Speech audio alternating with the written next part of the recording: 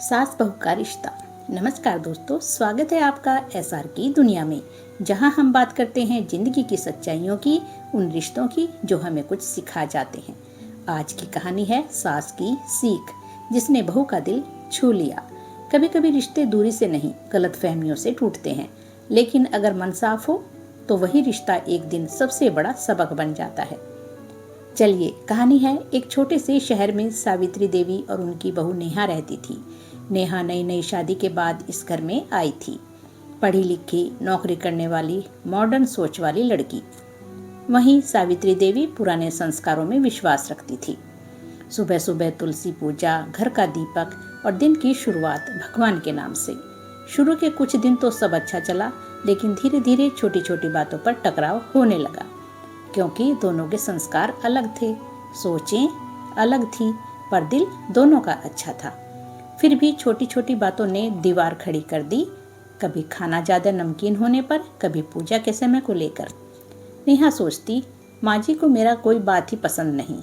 माँ जी, आज पूजा बाद में कर लीजिए, ऑफिस को देर हो जाएगी। सास ने कहा, बेटा, भगवान को कौन टालता है, काम इंतजार कर सकता है। ऐसे ही हर दिन तकरार होती रही। सावित्री देवी को लगता, आज की बहुएं तो बस अपने मन की करती हैं, और नेहा सोचती, माँ जी को बस मुझसे ही शिकायत रहती है। एक दिन सावित्री देवी को तेज बुखार हो गया, पर उन्होंने किसी को कुछ नहीं बताया। नेहा ने देखा कि माँ जी ठीक से उठ भी नहीं पा रही थी, पर फिर भी रसोई में जाकर चाय बना रही हैं। नेहा ने माँ के पास जाकर बोला, माँ जी, आपको तो आराम करना चाहिए। अरे बेटा, बुखार खांसी तो आती जाती रहती है, तू अपना ऑफिस देख।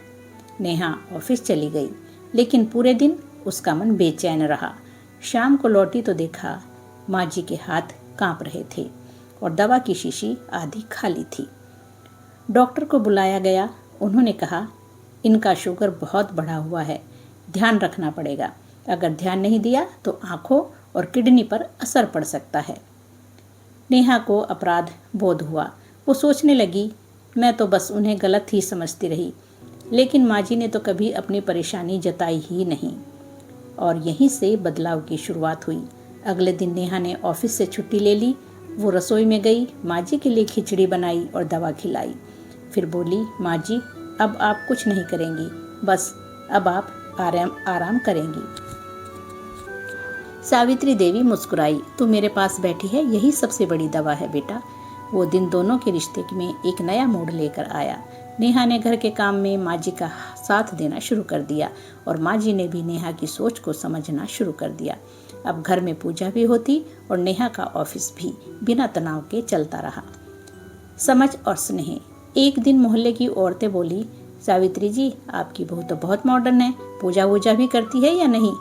सावित्री देवी मुस्कुराई, मेरी बहू पूजा मंदिर में नहीं, अपने कर्मों में करती है। जिसके मन में प्रेम और सेवा है, वो सबसे बड़ा भक्त है। उस दिन नेहा की आंखों में आंसू आ गए। उसने माँ जी के पांव छुए और कहा, माँ जी, मैं आपको पहले नहीं समझ पाई, पर अब आपकी हर बात मेरे लिए आशीर्वाद जैसी है। सावित्री देवी ने नेहा को गले लगा लिया। रिश्ते जब दिल से निभाए जाते हैं ना बेटा, तो उनमें तकरार नहीं, तालीम होती है, सीख होती है। दोस्तों, रिश्तों में जीतने की नहीं, समझने की कोशिश कीजिए। थोड़ी करुणा, थोड़ा संवाद, यही सास बहू के रिश्ते को माँ बेटी जैसा बना देता है। दोस्तों, अगर आपको ये कहानी पसंद आई हो तो एसआर की दुनिया को लाइक करें, शेयर करें, और ऐसी ही भावनात्मक कहानियों के लिए चैनल को सब्सक्राइब करना बिल्कुल ना भूलें। हर हर महादेव, हर हर महादेव। धन्यवाद दोस्तों।